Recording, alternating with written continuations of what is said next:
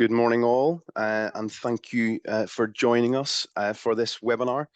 To those of you attending Birmingham Tech Week, which is in full flow at the moment, I hope you're enjoying the sessions and that the networking is going well for you all. I'm Davy Brennan. I'm a corporate partner here at Gowling WLG, an international law firm where I co-chair the firm's 300 strong global tech group. Before we get started, bit of housekeeping. So this session will last 60 minutes, finishing at 11 a.m.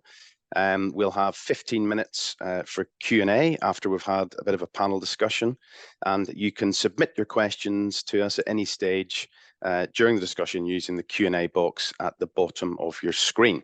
So other thing to say is that the session today has been recorded and will be available on our website shortly after the session.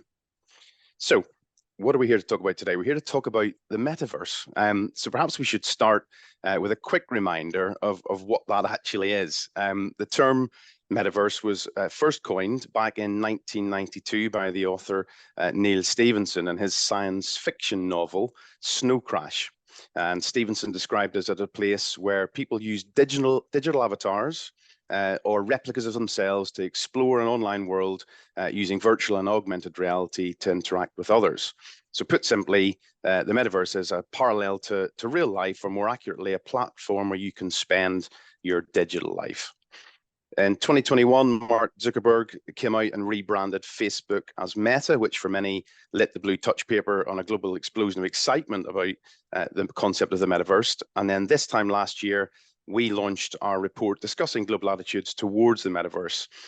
It was the latest technology at the front of everyone's mind at the time. There's a lot of hype around it, and it's all that we read about in the press. Fast forward 12 months to today, and business leaders are faced with a new problem. They need to continue with developing metaverse strategies, but also balancing the interests of their shareholders who may want to see a refocus into other technology such as AI, for example. So understanding this sort of changing hype, if you like, around new technology, such as the metaverse and AI, is therefore a major challenge for many business teams. So we're going to talk about some of these issues today, and I'm delighted to be joined by two experts. We have Will Turner, who's Head of Strategic Growth, Partnership and Innovation at HSBC UK. Welcome, Will. And we have Jane Wakefield, who's technology journalist and consultant specializing in AI and the metaverse. Welcome, Jane. So together we're going to explore how attitudes towards the metaverse have changed over the last 12 months and what this means for organizations who have already begun developing metaverse strategies. So Jane, perhaps we start with you. What do you think? Has the metaverse hype blown over as people have decided that it's not what they thought it was going to be? Or is there something still going on behind the scenes? Yeah, well, I think, as you said, when Zuckerberg announced this rebranding of Facebook to Meta, everybody sat up and took notice. It's one of the biggest tech companies in the world. If he's putting all his eggs in the metaverse basket, then so should everybody. And of course, after that, we saw the hype go up. That, I think, changed when ChatGPT kind of entered the market, partly because suddenly here was this tech that everybody had access to. Not everybody had access to a virtual world or anything kind of a headset or any of that kind of stuff, but everybody could play around with AI and could immediately see, that it was game changing in many ways. So I think it did suffer from a bit of a kind of down cycle after AI took over.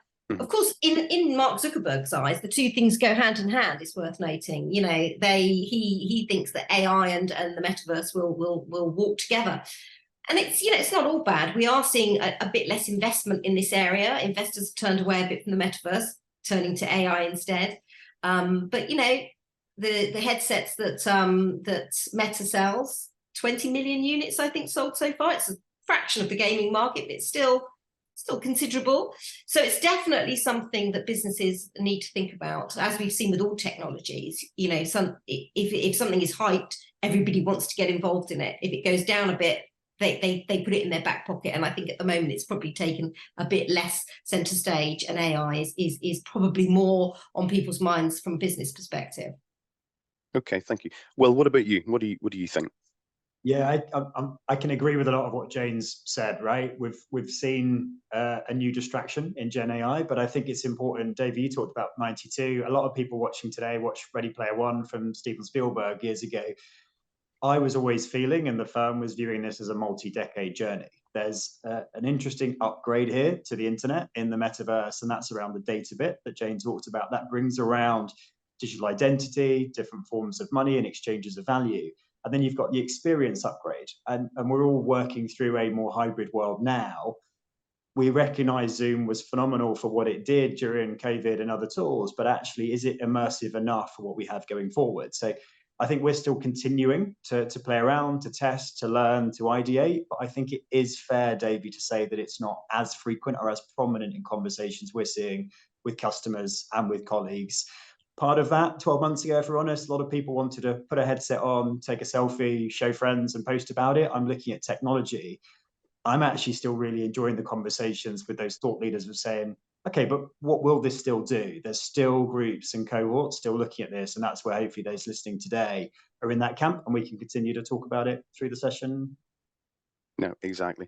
And if they aren't doing it at the minute and they are listening, then maybe it's something they will take away off the back of it. You never know. So that's the hope anyway, right? So, okay, so then if we move on to think about markets, so one of the things that came out of our report, which gave us a bit of concern, but also mild amusement, was the UK was not really that keen on this concept of the metaverse. I think we called it the metaverse, and you know how people were looking at it and how they thought it might be mainstream or not, as the case may be. And we talked about the sort of eager East and the wary West. And if you actually looked at the how the world was split, if you like, in that regard.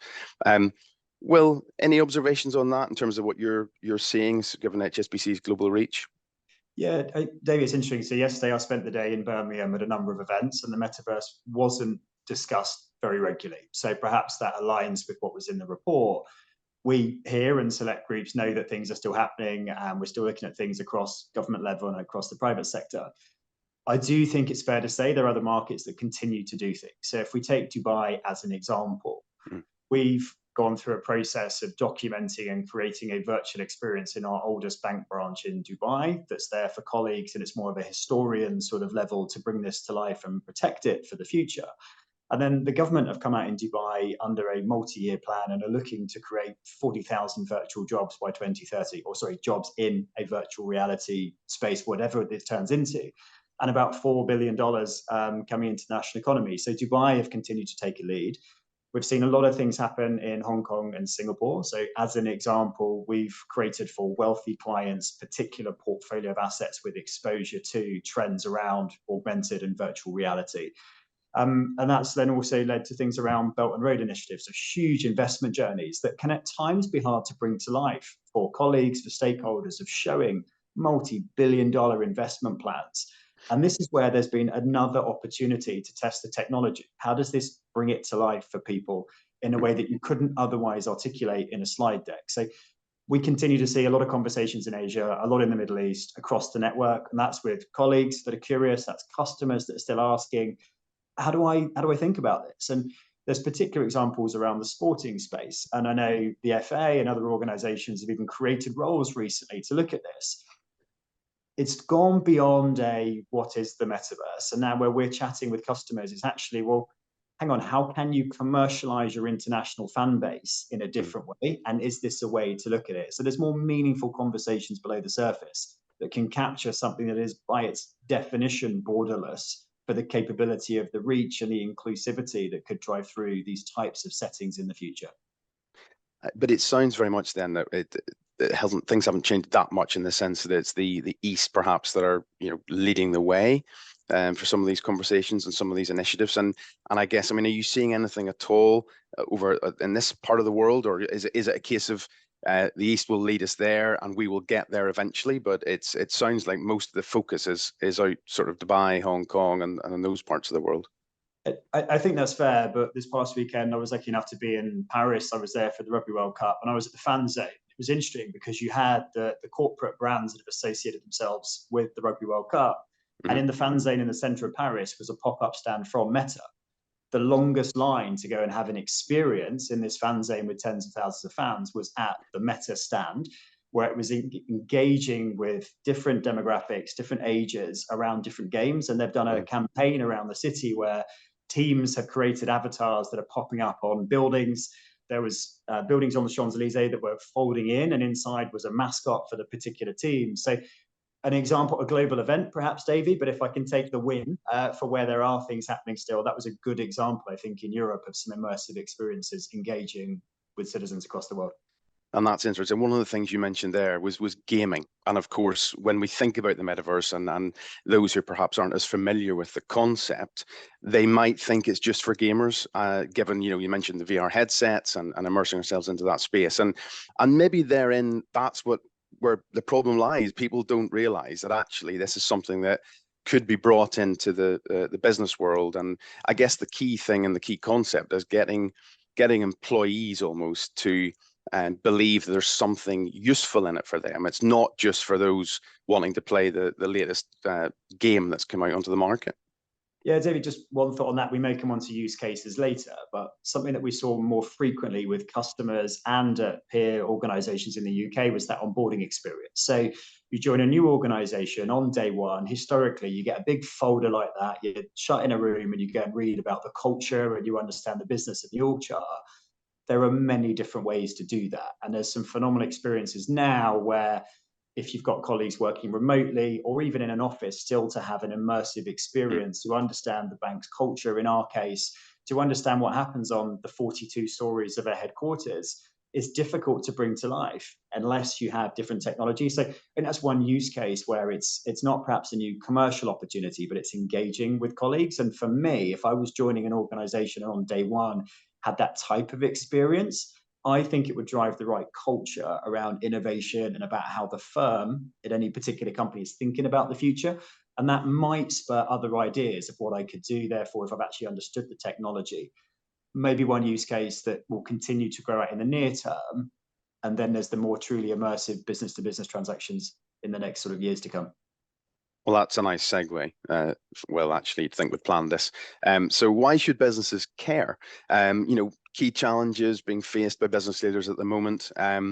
Jane, perhaps we'll come to you for this one in terms of your thoughts on how, what businesses are up to and how they've perhaps had to change their focus, or have they? Well, one thing that we're definitely seeing is lots of companies wanting to get their brands into these virtual worlds. So we've seen lots of tie-ups with Roblox, which is an absolutely huge game. If you're a parent or of a child of a certain age, you would almost certainly have heard of Roblox. If people don't have young children, they might not have done. But, this is a virtual world that kids are really involved in. And Gen Z, these are the people that are going to be the next generation that bring these things on. So reaching that generation is really important to brands. And we've seen ties in Roblox with Walmart, Heineken, banks. Lots of people are getting involved in these virtual worlds.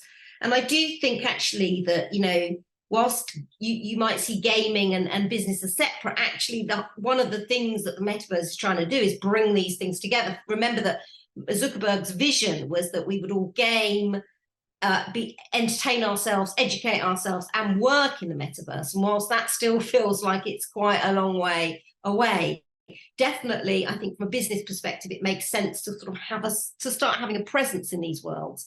And just to get back to that sort of question that you asked before about, the East-West and where these things are coming from, let's not forget what happened when TikTok exploded in the world. The things that come out of Asia have a habit of going global. And there's a really interesting virtual world based in Asia called Zepeto, which is a virtual world with about 340 million users. Interestingly, the majority of those are female. And this again is, something that comes along and can disrupt and give businesses access to new markets is really important. So I think, the idea that this stuff more happening in the East or the West, let's remember that ultimately all of these brands want to become global. And there's talk that Meta's Horizons Worlds, which isn't doing particularly great at the moment, but that might become web-based. If that becomes web-based, that could explode in ways we haven't seen. So I think from a business perspective, it's to keeping an eye on what's happening on these virtual gaming platforms, which ultimately is is the seed from which the metaverse is growing. And if they can have brand presence in those places, why wouldn't they? I mean, I don't know whether there's any figures that prove that doing that increases your profits, because it's such early days. But I think that the smart businesses will want to be involved even at this early stage. Yeah. I mean, it's interesting. You mentioned things like, VR headsets and the interest. I mean, we had a stand at Legal Geek a couple of weeks ago, and actually one of the things that the team did was have a VR headset at the stand and have an immersive experience for anyone that was walking around. And there were a lot more people. I'm not just saying it was the VR headset. I'm sure the team were wonderful as well, but there were a lot more people at that stand than other stands, because people see something of interest and think, I want to have a go at that. And if it's there, they're interested to see what it's like. And if you haven't experienced that before, it's quite an amazing experience if you have that actually available to be able to pop on and have a go. Okay, so let's maybe then move through to maybe business impact, and we talked about the consumer, we talked about the gamers out there, but how and why should businesses consider developing metaverse strategies? Why should they be doing that and looking at it at board level? Well, perhaps I come to you to begin with on that. Yeah, so the way we've approached it, certainly in the UK, is we've grouped our focus on esports, gaming, and metaverse together, perhaps linking back to some of the comments earlier on some of the synergies across that thinking and a different way of interacting.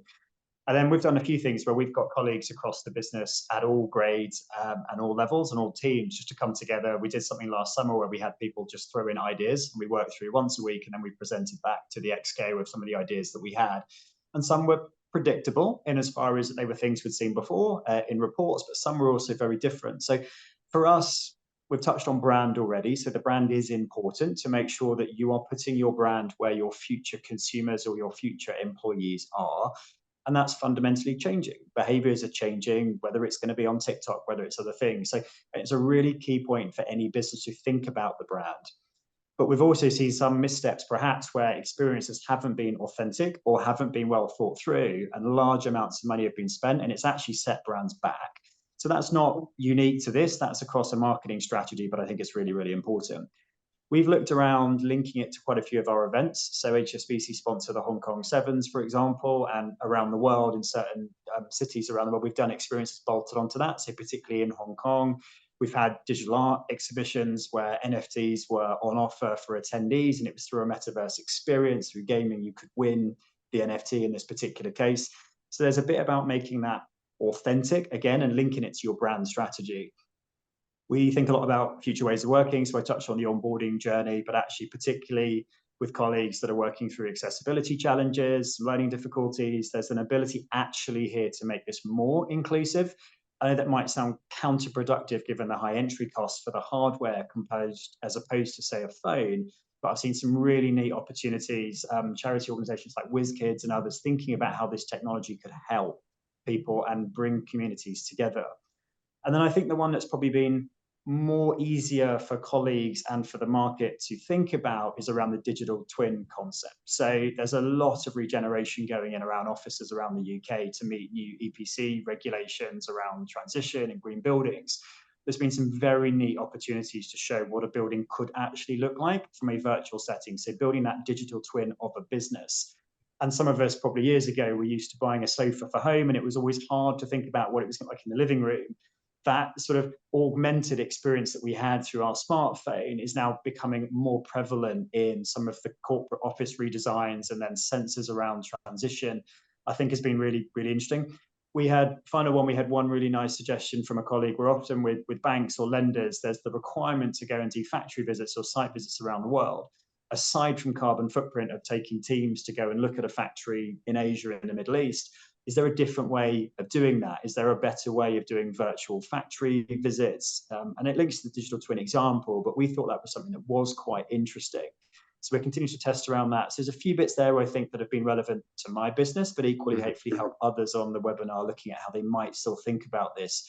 And I'll stress, this is over like years or decades to come, not necessarily by the end of the year, but building that sort of execution muscle, that curiosity, I think is a really helpful mindset to have, whether it's on metaverse or Gen AI or something else.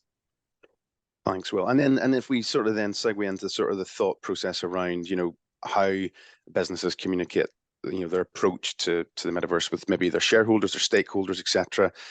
Are there occasions, Jane, for example, where, VR can be helpful for businesses in that regard, sort of building on what Will's talked about? Yeah, I mean, I think the potential for VR is huge in terms of. So one thing I saw the other day, which I thought was really interesting, was a company that was using VR headsets for wellness within companies. So, if people were suffering from stress or anxiety, they could go to a room, they could put on a headset, they could potentially talk to a counsellor, but they could be in a wonderfully calm environment and just basically chill out in it. And lots of companies now are seeing wellness as something that they need to build into how they look after their employees. So that's a really interesting use of it. And of course, in healthcare, we've seen some amazing uses of VR being used for surgeons to try out how they do operation, and training generally, I think, could really benefit from investment in VR, because you can just practice stuff, you can do stuff that you couldn't do in the real world, you can try it out. The digital twins thing that Will talked about is obviously huge. And I do think that with a lot of this tech, I think the same is true of AI, that a lot of the benefits of it are actually kind of quite background and might not be the sort of sexy kind of use case stuff for playing in a virtual world, for having your brand presence in a place like Decentraland. And that's fine too, because I think businesses need to ask themselves about any bit of tech, why do I need this? What's this going to bring to my business? And not just have it because they're panicking that it's the latest thing and they've got to be part of it. And to Will's point about, something's going wrong. I remember a couple of years ago when it was at its hypiest, if that's a word, being invited to a launch in Decentraland, which is one of these virtual worlds that actually now has very few daily visitors, but at the time was a very popular one for people to use. And this launch happened, but lots of the journalists that went to it didn't really know how to use the tech and didn't know how to sort of get to this. It was the equivalent of inviting somebody to a press launch, but not giving them the address. It was that sort of, and again, that's what businesses need to think about. It's like just jumping into something for the sake of it isn't going to be any good. But in the background, there's lots of use cases that you could apply it to that would really help your business and kind of your employees as well, which I think is what businesses should really be thinking about. Yeah, and looking, I guess, beyond the profitable side of it as well, right? So it's the wellness of your employees and how you can sort of apply and use VR in a slightly different way.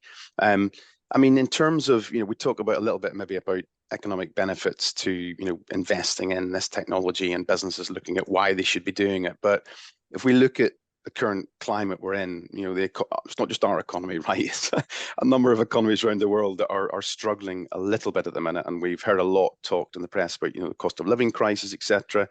And that has an impact, right? Any sort of new technology and the cost of these things has an impact on the person at the end of the day that's going to try and buy them. So, what does that mean for businesses who want to explore the industry? Well, let's come to you for that one. I think, and it's just such an important point, and there's a couple of components to it. So on the consumer side, the buying power is undoubtedly stretched today. And I think if we look at compressed household budgets and disposable income, I suspect more people will find an immediate gratification of buying a new iPhone or a new smartphone, as opposed to a bet on a piece of hardware for a virtual experience without a clearer runway of experiences and use cases. Speaking personally, I have an Oculus Quest. It is something that I bought at a point in time. Today, I would probably put my money on a new smartphone as opposed to a piece of hardware, just because the more inclusive world that I could use that and the different things I can use my smartphone for. And that's why there's 6.5 billion smartphones in the world today and only a couple of hundred headsets. So that's a journey we'll need to go on as price points come down. But I think if we look at businesses similarly, when there is still prioritizations that all businesses are having to make, whether that's banks, insurers, any organization, we try and really focus our innovation strategy on 3 different horizons. And the first horizon is sort of incremental innovation. This is more the digitization of historic journeys. It's using existing technology, and it's by and large like an existing process and just sort of making that incremental change. Where I try to focus attention and budgets and resource and internal power is around that Horizon 2 and Horizon 3. So where is there actually a new technology that we could bring to HSBC or to our customers? Or when then the Horizon 3, where is there new technology and potentially a completely new business model that we haven't looked at before? And I think it's fair to say that that prioritization decision for large businesses, for small businesses, of where do you spend time, resource, and valuable capital to drive a return through? And linking to your comment on some of the external pressures for public companies, there's that call for patient capital, but it's a little bit harder at the moment when there is a requirement to be getting businesses through a really tough trading period. So just to summarize, I think for us, it's really around making sure that we're doing something that has incremental value to customers and colleagues, but leveraging that new technology or that new mindset, just to drive that through for our 700,000 business customers in the UK or our 14 million retail customers in the UK. And so if we were looking at the sort of cost of the technology and the consumers, and assuming the consumers are in a position where they actually, look at the price of something and think that they're going to go out and invest in it, because that's the point, right? There has to be a good enough reason to do that. And to your point, a smartphone now is not dissimilar in price really to some of the VR technology that we're seeing. Gian, in terms of government policies, because at the minute let's be honest, we don't really have many policies in place around this and around the metaverse in particular. But would a change, or how could a change in those government policies around metaverse technology influence how consumers actually feel towards its integration? Do you have any thoughts on that? Yeah, and before I talk about government policy, just wanted to add to the point about consumers and businesses. I think that if businesses can save money. So, for instance, if they could use VR to do product design, and that's going to save a lot of money over how they do it currently, then that's a good use of the tech, right? And that's, I think, what everybody has to kind of think about in the business world. Really, is this going to ultimately save me money by using this technology? And as developments come out, especially as VR and AI get more linked, then it could definitely be something that businesses should invest in. And to the point of consumers, I think the problem at the moment is that, like you were saying, Davey, when people put the headset on at first, they're like, wow, this is amazing. But then how long does that experience last? Yeah. The headset may end up in a cupboard not being used after a couple of months, unless there's always a flow of good content coming out to encourage us to wear it. And I don't think we're quite at that point yet. Although, of course, we are about to see the launch of Apple's headset, which is certainly going to be very expensive and perhaps not within the reach of most consumers. So that's going to disrupt things again, I think. But to your question about government policy, I think that, we've seen the online safety bill, this mega bit of legislation, and as it's kind of made its progress through Parliament, it's tried to hoover up everything that's happening in the online space, because regulation is slow, government change is slow, technology, on the other hand, is very fast. And, a piece of legislation could be out of date before it's even sort of hit the legislative process. But the government has said, in terms of the metaverse, that everything that applies in the online safety bill will apply to the metaverse. So issues around privacy, data protection, bad behavior, making sure that people are safe, those things will be in the scope of the bill. But that doesn't mean to say that everything will be covered by it, because of course things are changing very quickly, and this is a never moving thing. But the government is trying to keep up to date with that, and legislation and regulators are very aware of need to legislate and to think about what we do in virtual worlds. I mean, I think this came out of the report as well. I think part of the reason I attributed to the UK perhaps being a little bit less on board, if you like, with the metaverse was, as a country, we are used to a gold standard of regulation. We're cautious, well, most of the time. We're used to doing things properly, and the regulation, if it's not in place, consumers perhaps feel a little bit open or exposed. And if you look at how the consumer protections we have in this country, there's a really strong strong legislative framework that sits behind that. So to your point, and it's the same in every jurisdiction, but with technology moving at this pace it's moving, that it's pretty much impossible for the governments of every country to keep up, because they're sort of learning as they go as well. So I do think that there's a major point there, which is, until we've got proper regulation that sits around this, we may find countries that are a little bit more used to being led by the hand, perhaps a little bit slower at actually adopting these things. So I think that's a really valuable point. And it's probably worth adding that even the companies that are designing these virtual worlds haven't truly always thought through how to make these worlds safe. So with Meta's Horizons World, there was a lot of press about people's avatars feeling unsafe, being kind of bullied in the space. And it was only after the press kind of got hold of this and started writing about it that they devised a system that would allow you to set up a virtual barrier so that people can't kind of come too close to your avatar. And that probably should have been thought about before. And this is something we see with tech all the time, that things are rolled out, people are very excited about it. Look at this new shiny tech. And then the guardrails for it are only thought about afterwards. I mean, we're seeing the same thing now with AI, right? OpenAI brought out ChatGPT, and then all the issues with its hallucinating and making things up. That's only really being thought about now after the event. So that's another reason why things go slowly, I think, and why it's hard for governments to think to kind of plan for this stuff when the companies that are devising it haven't even done that. Yeah, no, exactly. So that leads us into sort of thinking about, we talked about approaches of consumers, we talked about governments, and obviously that's not just applying to the UK. So maybe we should think about how businesses approach communicating changes to metaverse technology in different markets, because obviously not all markets are the same. And is there anything that we can learn from parts of the world where the metaverse has already been implemented across sectors? And well, given what you've been telling us about what you're seeing in Dubai and Hong Kong, can you perhaps talk to us a little bit about that? Yeah, certainly speaking from the perspective of my colleagues, it's fair to say I've seen more openness to test to learn around the world. And maybe that's because of other trends that have happened in Asia, perhaps around super apps and different connectivity, where there is more inclination to look at that in the way that it's been managed in certain markets.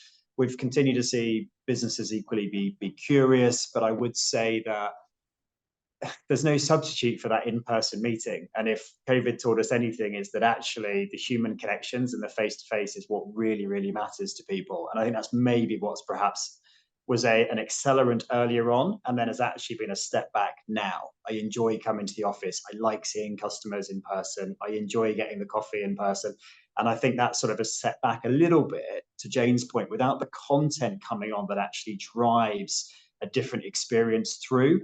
Yes, I could sit at home on the sofa with my headset on and watch a movie coming through or something coming through YouTube and look around and see the Horizon world and see everything around me. Nice the first time, then I'm not so sure. So I think we've got some way to go until we can clearly articulate from a business communication perspective that this is different. The only bit I would stress is there is naturally a language barrier on conversations that happen around international trade. There is technology naturally within this, with the transmission, that has the ability to translate in real time. That is very, very helpful. It would avoid the difficult conversations I've had trying to have business meetings in Cantonese in Hong Kong, and would have done me a huge favor. Could there be something there with a real use case that brings that through? But again, if I bring that back, you could do that on a mobile app on most things today. So is that a killer use case? I don't think so. I think we still need it to really see that accelerant for business communications change. Yeah, and that's a point, right? So we had lockdown. I know we've all forgotten about it, or maybe we haven't. But we all had to get used to Zoom and Teams and spending our lives. I mean, it's kind of highly ironic. Clearly, when I'm on a webinar at the moment, but we all got very used to that way of communicating, and we suddenly thought this was wonderful. We're going to save thousands of pounds and the planet by not having to travel on business to all parts of the world. But what I found, especially a lot of my US clients, was that it was fine for a year and a half when you had to do it, but actually people craved that human interaction, that face-to-face meeting. People buy from people, I always say. And I think I have to say, I think it's gone completely the other way now in some cases, where there's that craving to get out into the world and to go to events. Birmingham Tech Week this week, you mentioned Will earlier in the call we had before this started about the number of people in the room yesterday for that opening session. I mean, isn't that wonderful to see? People are obviously just wanting to get out again and to have that human interaction. And maybe that's where a lot of the mindset sits at the minute with this concept of the metaverse, because is it a bit like going back to what we had where you're sitting on Zoom calls, sitting in Teams? Clearly there's that immersive aspect to it, and there's the 3D aspect to it, but it feels like perhaps a bit of a leap to get people from where they were over that lockdown period perhaps to that. Jane, do you think there's any merit in that sort of argument? I mean, I think it's no coincidence that the metaverse was at its peak hype when we were all locked down, because we were living our lives virtually. We were forced to live our lives virtually. So, this was forefront and center of our minds. So the idea that, the virtual world was going to sort of run concurrent with the real world was very compelling to everybody, businesses and consumers alike. And you're right that that's changed now. I think that Will's point about translation stuff is really interesting, actually, because this is the sort of stuff that could really change things. I think in some ways, when Meta sort of demonstrated how it was having meetings in its Horizons world, it was a bit too early. Like, the avatars were really poor. They didn't have legs, for one thing. They were a bit jerky. They didn't really do a lot. But we know that Meta is working on that, and it's working on AI tech that will allow you to do that thing of not having to go through a smartphone, but have conversations with somebody in a different language instantly. And if they get that right, then that's a sort of game changer, really, because that does mean that, we globally, we can speak to anybody at any time, at any place. So I think that's really interesting. I think, we do prefer meeting in real life, right, and face to face. But I have to say that there were bits, because during lockdown I went to quite a few virtual conferences, and whilst I didn't get a lot out of them in the same way as I did from real world conferences, some things were better. So, like, if I needed to get hold of somebody straight away, I could find them. Like, I knew they would be in that sort of space, and I'd be able to find them and have a chat with them. So I think perhaps the future with that sort of stuff, with meetings and conferences, lies with combining the two. Yes, we need the real world stuff, but virtual world stuff can play a huge role. And if it can be enticing enough and makes want to be part of it, and it's not clunky, and maybe we have legs would be helpful. If we've got avatars with legs, I think that would improve things immensely. But it's, if it can be got right, and it's probably a few years away, then I think that there's a huge benefit to that, and not least the fact that real world conferences are not great for the planet. So it might not be a choice. It might be something we're forced to do, because we can't really justify flying around the world to different conferences for that much longer. Yeah. No, thank you, Jen. So maybe looking at, we were talking a little about the future there and what's going to happen. So maybe a bit of predictions or future gazing, sort of from a business sense. Well, from HSBC's perspective, what are you looking at, seeing, planning, thinking? Yeah, just before I go on to that, I think something Jane mentioned sort of took me back to something I watched a couple of weeks ago. So for those curious, there is a new podcast that Mark Zuckerberg has done with a gentleman called Lex Fridman that's on YouTube. It's on the podcast store, but I recommend people should watch it on YouTube. You'll see there a near full body scan creating an avatar for an in-person, remote but in-person podcast. Jane, to your point, that was something that I wasn't aware of, was launched and looks very interesting, and it's an evolution and shows where this could get to. So I took quite a bit of comfort. But for us, it's still very much about test and learn, and this will be across the full spectrum of how we're looking at our innovation agenda, whether that's generative AI, whether it's metaverse, whether it's tokenization of bond trading platforms. The teams continue to spend a lot of time looking at this. So this is very much still on the agenda. It's still very much being looked at. It was always a multi-year journey. We're just having to make sure that we're tempering some of the excitement. So actually, what's the saying that we typically overestimate the short-term impact, and which way around is it? We overestimate the short-term impact and underestimate the long-term impact of this technology. Actually, we saw a lot of colleagues, a lot of customers, a lot of stakeholders very interested about this. And now, because the hype cycle did peak, it's come down and viewed as a failure. So part of my role in the teams is actually tempering that a little bit, bringing it to life on what would this look like over a multi-year.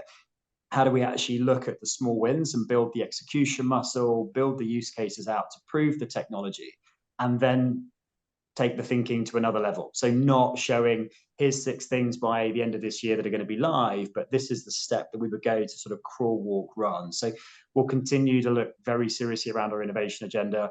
HSBC acquired the Silicon Valley Bank and now has HSBC Innovation Banking and a real strong customer base and colleague base there, looking at future trends, future industry, and how do we become the #1 bank for the innovation economy.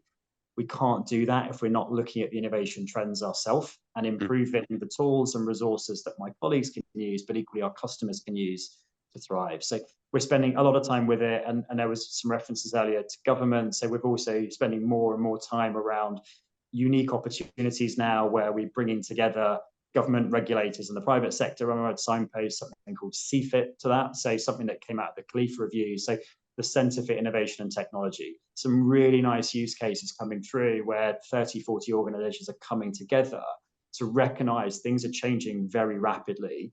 The UK does some amazing things. We perhaps aren't bold enough about that at times in talking about it. So there's some really strong progress in the UK across the innovation ecosystem around technology and fintech. And actually, how do we help other markets around the world take that and embrace that to make sure that the UK gets its due credit for some amazing stuff? And that attracts talent and capital, and it drives the flywheel to make sure that we are creating these technologies, looking after them ethically and responsibly to drive the UK forward. So we're doing an awful lot, I think, David, it's fair to say. Yeah, no, well, that it certainly sounds like it. It certainly sounds like it. Perhaps we touch on, I'm conscious of the time as well, so perhaps we touch a little bit. We talked earlier about some of the barriers to entry, I guess, for the metaverse. And we talked a little bit about, the cost of living crisis and the headsets, etc., around that. Jane, do you want to talk to us a little bit around your views, perhaps, on the technology and especially around maybe the practicality surrounding and the convenience surrounding some of the actual hard tech, if you like?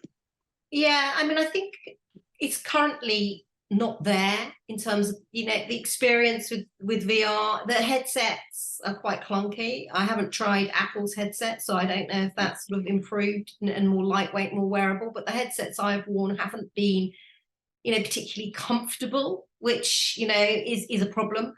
So there's the interface and the way we get into these virtual worlds needs to think about, although as I mentioned earlier, we are seeing companies even like Meta looking at launching this stuff on a web browser.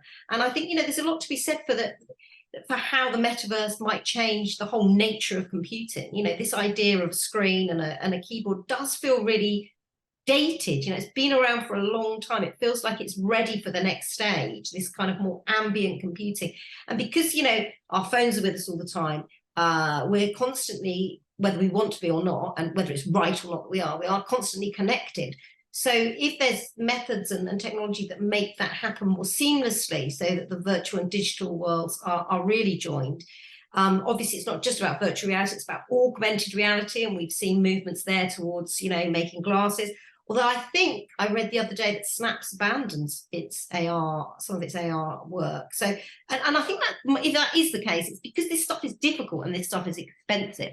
The computing power necessary to sort of power these virtual worlds, if everybody is using them, if everybody is creating avatars, if everybody is wanting to talk and move around in these virtual worlds, that's a huge tech challenge that I don't think we've really thought about or know what the answer is to yet. So there's lots and lots of things that still need to be thought about. But to your sort of bigger question about where the future lies, I do genuinely, I agree with Mark Zuckerberg, and I don't say that very often, that it is kind of virtual reality walking hand in hand with AI. These are both very powerful technologies, and together I think they have the power to do some really special things we haven't yet thought about yet. So basically, we shouldn't be looking at them as two separate technologies. We should be seeing one as an enabler for the other, or vice versa. So, yeah. Well, that could be, and that's an interesting concept in itself, right? Because that's the thing. A lot of the press now you're reading is around AI taking over, and that's maybe why the metaverse has been parked. But perhaps there are a lot of things going on in the background with the metaverse, adopting that AI technology and perhaps using it to sort of move things forward. Who knows? We'll see. Look, we're on the Q2 of the hour, and I wonder whether we have a little look at the questions then that have been coming in, which I have. Just let me open this up and have a little look. So let's start with this one. So good morning, Nick Foxmail, and thank you for your question. Jane, this is going to be directed at you. And I actually was going to ask you this actually during the session, and I thought I'd leave it. But Nick would like to say a little bit more about what is or what was Decentraland, what you mentioned at the beginning. Yeah, sorry, I should have been clearer on that. So it's a virtual world, but the thing that makes it kind of appeal perhaps to brands and why it kind of went through such a lot of hype is that you don't need a headset to access it. So this is, as I was talking about, a web browser-based experience, but it's trying to create a virtual world. And, lots of people were buying up land in Decentraland. I spoke to some people when I wrote a big article about the metaverse, and I spoke to some people that had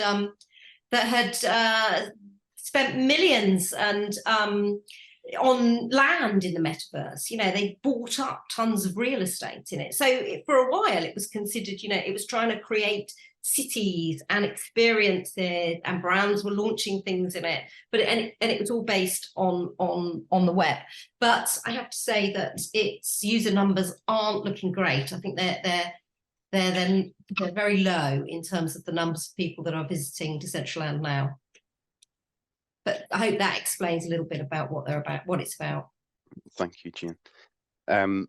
We have another one here, and this is sort of chiming with some of the things we've talked about. Anonymous, won't it really only help when metaverse becomes boring and part of tech infrastructure? So maybe this is the thinking around, after the hype, fits in well with that in terms of, is the development of the metaverse actually only going to really move forward once all the noise around it has subsided? I mean, I suppose, Anonymous, we're thinking here about blockchain and what we went through with that when it first was, a thing, and that's all we heard about. And then it subsided and things start to move forward, and you've got your banking apps, plug for Will, where you've now got that technology working in the background, and actually you don't know it's there. It just makes things happen. Will, Jane, any further thoughts on that? I guess there's probably some truth in that, and I can relate to it. But I would also say this is still a big problem to be solved in as far as the engineering capacity to build out the content, the layers, the regulatory requirements, some of the legal and privacy points coming through. And there's an element of that needing to come from venture capital and from private capital that's funded these businesses. So if it's perceived as boring, will the required capital come into the concept in the industry? Can Meta continue to invest the quantums they have done to get to where that business would like this to get to? That would be probably the only challenge where there might therefore be some headwind if it's perceived to be boring. But I certainly agree that when we look at our early days of going to an ATM or using a banking app, it wasn't natural. It took quite some time to be comfortable with that as a journey and the protection. There will be bad actors, unfortunately, across most of the things that technology brings to life for consumers and for businesses. How can we work that through in the right time? I think we're now commonplace to use a smartphone to check your back balance with a Face ID. The layers below that and the providers doing that, probably not well known to most consumers, but that trust has crossed that point, and we're clearly not here yet on this particular topic. Yeah. And actually, one of the other questions we've had in from someone's similar to that, Will, is saying, how can businesses mitigate potential risks associated with the metaverse, such as privacy and security concerns? Jane, do you want to have a little chat about that in terms of just around your views on that topic? Yeah, I think it's an interesting one, isn't it? Because it sort of all depends on what happens, whether this stuff is in a walled garden or whether we genuinely do have interoperable worlds, which is the vision that that Zuckerberg kind of put forward when he was talking about his ideas for the metaverse. But I think businesses are really going to have to think about this, because imagine we've got like avatars wandering around in an office setting and then maybe going off somewhere else, or if they recreate the I don't know, the canteen of an office. People are having discussions with others. You know, where are the barriers? Well, how much can they say? How protected it is kind of the company's IP if it's being discussed openly in some kind of interoperable metaverse world? And this is a really worrying thing for businesses who I think are only just really getting to grips with how they sort of protect their data from cyber criminals that might sort of be able to access their systems via hacking. Hacking is going to continue in the metaverse because we know that cyber criminals are always a couple of steps ahead of technology and using it for their own ends. So it's businesses definitely need to think about this because privacy is not by any means a natural thing in the metaverse. In fact, the opposite is true, I would say. It's kind of one of the least private spaces we have. And whilst younger people are very happy to share their data and don't see data privacy as quite as big a deal as older people, businesses with, you know, secrets and things they don't want to share with other people really do need to think about how much of that they want sort of discussed openly. But if they have a walled garden effect and they only have their recreate their own offices in the metaverse or a virtual world, then what's the point of that? Aren't they just recreating something for the sake of recreating it? So it's going to be a tricky one to deal with, and I think we will see a lot more kind of questions about this before anybody is really prepared to jump in full scale. Yeah. One of the, and I have to read this one out, Alex Brody, who's my co-chair of tech. Alex, thank you for joining. That's very kind. She's asked the question, Meta's VP of Metaverse has given an interview to Fortune saying the Metaverse is dead. Now we can put our heads down to build. And she says, you know, what's its primary value to all of us and others, and businesses can have a view. But if people don't know what they would do with it, can I ever succeed? So a very poignant question, because that's a fair point. So is there a piece here around education? You know, if people don't know what it's for, how it can be used and how it can benefit them, it's my point earlier around, you know, employees, I guess, of a business, understanding what value add it will have for them going forward. Well, is there a piece around here? I mean, given what HSBC are doing in this space around just, I guess, bringing everyone with you as you go. So education, you know, from the board down, making sure everyone's aware of what perhaps the approach is, the plan is for the metaverse. I think that's certainly the right way to go, and we've seen it from execs, board levels down, having the offsites, having the consultants come in and bring it to life. It's really important. I guess I'd only probably say to the end of the question, like when we started using the internet, did we ever envision that we'd be living the lives we're living today? When Steve Jobs created the iPhone, did he anticipate Uber being built off the back of it, right? Is there something here where we rarely have all the answers when something new comes? Now, I acknowledge I find it harder to plot the path through from here on this particular technology compared to other things. I think the education bit's really, really important. And quick tangent onto generative AI, but as an example, we've recently launched an AI ambassador network. So 1,800 colleagues 2 weeks ago dialed in to go through a 30-hour training program with external accreditation to understand generative AI. There's that curiosity there.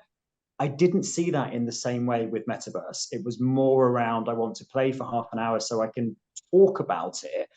But I think there's more real-term connectivity into the other trends like generative AI, where people have been able to experiment. 100 million people using ChatGPT in the first weeks, right? Like it's downloadable on an app store, use it for free, test and learn.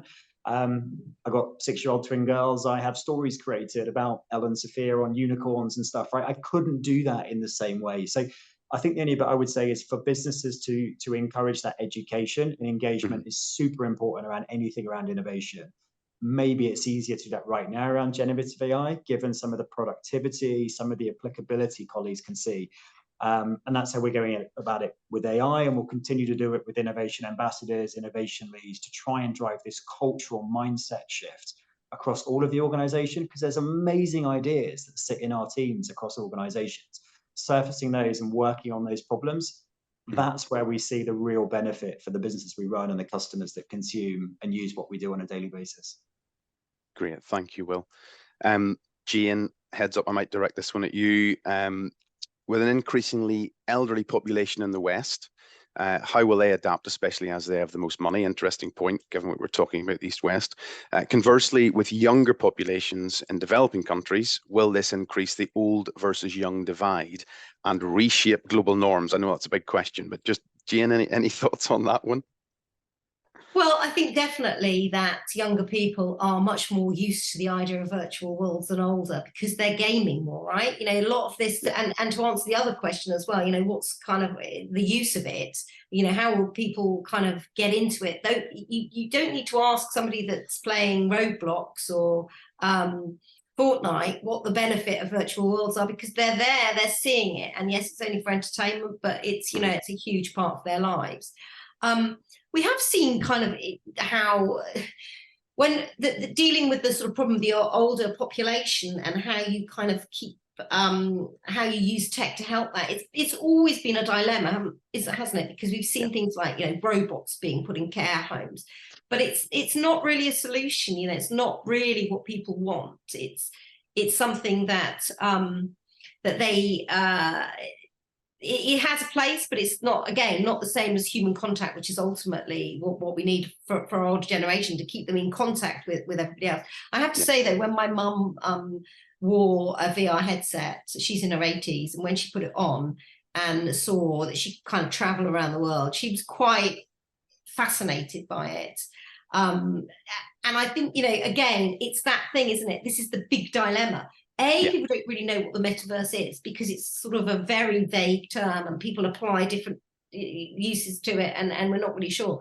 But on the other hand, if you try on a virtual reality headset and you see the power of it, then you have a slightly different view. And that's the sort of dilemma. And I think, you know, there's no reason for there to be any kind of age divide. But we have always seen older people less keen to adopt new technology. Should we put it that way? Yeah, I mean, it's interesting. I had one of the clients I'm speaking to at the minute, and they're actually looking at the elderly living environment, and, you know, people who still want to be independent and be able to live at home. And we all remember the sort of the big red button. I think anyone grandparents or parents of that age, you know, you hit that when something goes wrong. And actually, that's, in this day and age, fairly antiquated, right? There's got to be better ways of doing this, and there are companies out there who are looking at that and looking at the use of technology, and whether that involves, we might not stretch to the metaverse for that sort of thing, but we can certainly see the need for technology and that aging population becoming more adept and perhaps willing to actually adopt that technology. There's definitely a shift because it's all around us at the moment. So that's an interesting point, Jane. Timing wise, look, so we've got loads of questions here popping up. I'm struggling to sort of get through them all. So thank you so much to everybody for actually asking the questions. I don't think we're going to get round to them all, and quite a few of them are anonymous. But look, if anyone has got anything to do, wish to follow up on, or wants to ask any of us directly, please do contact us directly. We will send our details around in a follow-up email after the webinar. So please, don't be too despondent, and apologies that we haven't got round to all the questions, but I'm very grateful for the interest and asking them, so thank you for that. So look, we've got a couple of minutes left. I'm conscious of people's diaries. I think we probably need to think about drawing a line under this, Jane and Will. So look, what have we learned today? So quite a lot. I've certainly learned quite a lot as well. So it sounds like, you know, despite conversations switching to focus on AI, we're hearing that AI is perhaps the thing that's needed for the metaverse to actually go forward, which is good to hear. The next 12 months is going to be perhaps interesting. Metaverse technology is still an area that businesses should perhaps still be looking at, and perhaps they still are looking at. It's just that they're doing it very, very quietly in the background. We've heard that businesses, or when businesses were forced to quickly adopt metaverse technology last year, and the great panic that we had and the hype around it, it wasn't always successful. So perhaps, you know, now is the time to get ahead of the curve and to sort of make the leaps forward, perhaps, that they weren't able to do last year. And then I guess what I want to say is a massive thank you to Jane and to Will for joining me today, and a massive thank you to those of you who have kindly dialed into this webinar. We hope you found it useful, and we hope you found it insightful. Perhaps lots for us to think about, and maybe Birmingham Tech Week we'll get a few more conversations going off the back of this. Who knows? A recording of this webinar will be shared shortly, so please do feel free to pass it around your colleagues or clients that may be interested in this sort of topic. And remember to check out our website, gowlingwlg.com, to download our report that we've been talking about today, and for other podcasts and articles. But thank you very much, everybody, for joining us. It's been a great pleasure, and enjoy the rest of your weeks.